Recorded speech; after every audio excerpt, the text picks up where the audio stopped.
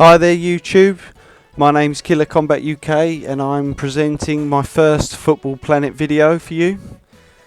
Hopefully this will be the first video of many, depending on how much demand there is for these types of videos.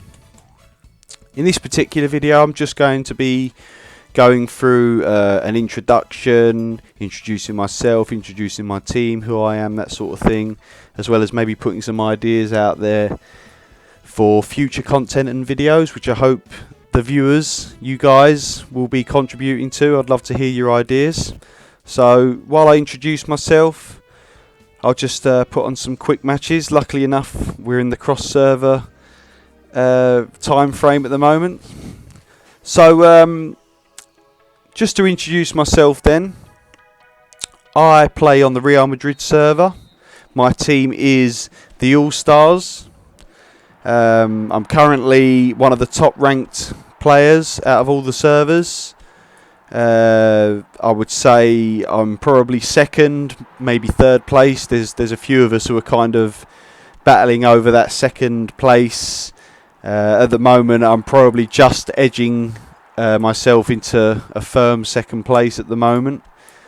There is one guy who is firmly first place, who I can beat sometimes. I can get a few draws out of him, but he definitely beats me the most of the time.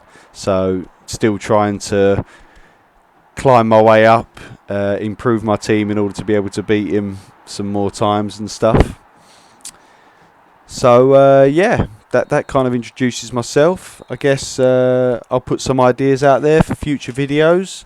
I guess one of the obvious main ones would be some tutorial videos. I could explain things like all of the different game modes that you can play, the rewards that you can get, how to go about those, because there's so many modes, which is probably one of the main aspects of the game, what makes it so good. Other videos that I could do, I could go through what player stats mean, what sort of formations you can use, how to upgrade those, how to kind of build a team, you know, things like, just like in real football, where a team can be is generally built around one or two key players, and then you kind of build your team around them to further push that particular player or two in order to maximize the whole team. So that very much plays a part in this particular game as well. So I'll tell you about those kinds of strategies that you can use. Other videos, just some general gameplay, different modes. For instance, the New World Domination mode, where you have to go through each of the stages and keep swapping in and out players as they get fatigued. That can be quite interesting, and there's a few different ways you can combat that. So I'll show you some gameplay from that. And as well as any other modes that you're particularly interested in. For instance, Giant League, some people might want to see how difficult the hard mode is. I can go into some more detail on how to build your team so that you can start taking on that hard mode as quickly as possible in order to earn those badges, which is, well, definitely once you acquire all the badges once, that's the biggest team boost you're ever going to get once you start getting towards the end game. So we can go into that.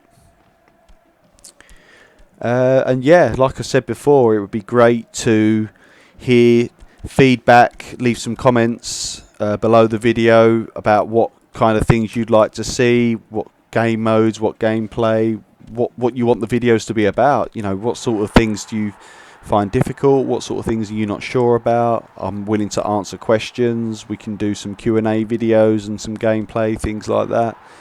So yeah, it'd be great to hear what you want, the viewers. So I'll be happy to get into that for you. So this match should be over quite soon. Pretty simple match.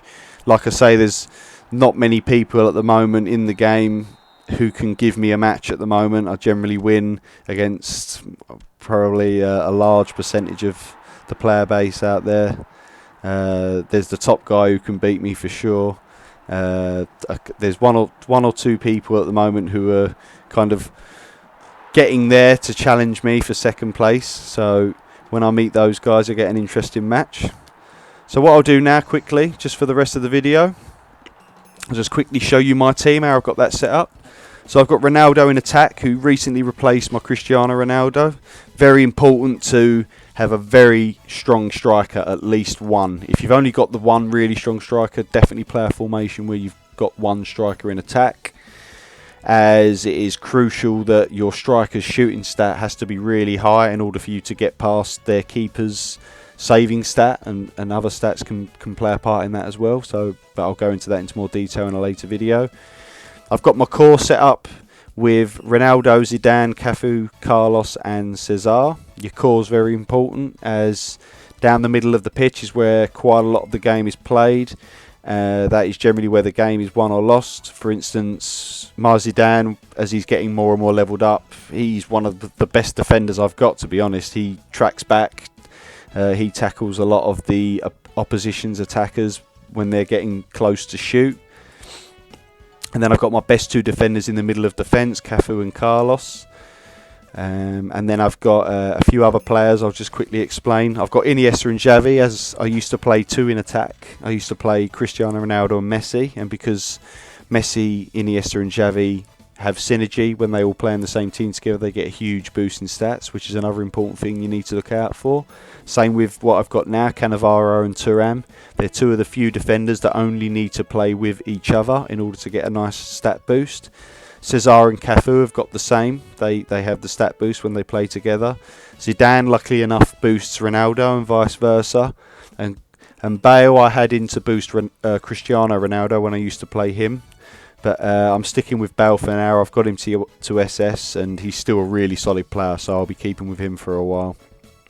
And then I've got Zico, who I recently acquired, and I was fortunate enough to pull him from a lucky spin as well, so I could level him up to level 80, so that's really good. Carlos I actually acquired from the fragments on the cross-server match that we just saw gameplay from previously. So yeah, that's a quick look at my team. So I'll quickly show you my substitutes before we wrap this up. Cristiano Ronaldo, as you can see, used to use him as my main striker, but he got relegated to the subs bench, unfortunately, once I got my legendary Ronaldo to SS, who is far stronger than my Cristiano Ronaldo at this point. One of the key things about the substitutes bench for me is to put as many legendary players as possible, especially if you've only got them to level 50. As you can see there with Cristiano Ronaldo, who's got 5-star, his provide extra ability, which is directly linked to how many stars a player's got, is only 930, whereas a legendary player is 1,400 at 5-star, which is quite a big difference, I would say. That's a huge boost. The other thing you've got to take note of is as the player levels up, so as he hits those milestones, 20, 30, 40, 50 and so on, all the way up to currently 150 with SR, you'll get that max ability table will start to rise. So you can see Cristiano Ronaldo, his max ability potential is 2,620. While I have spent probably close to 2 million coins, gold, whatever you want to call it on that, I'm not investing too much on it unless I've got a huge surplus in gold, as I'm trying to prioritise other things at the moment, mainly levelling up my newly acquired SS legends and a few of my master players as well. So yeah, that's pretty much it. I'm going to carry on with the cross server match, and I'll see you in the next video. Thanks for watching. Hope you like and subscribe and tune in for future videos. Thanks a lot, guys. See ya.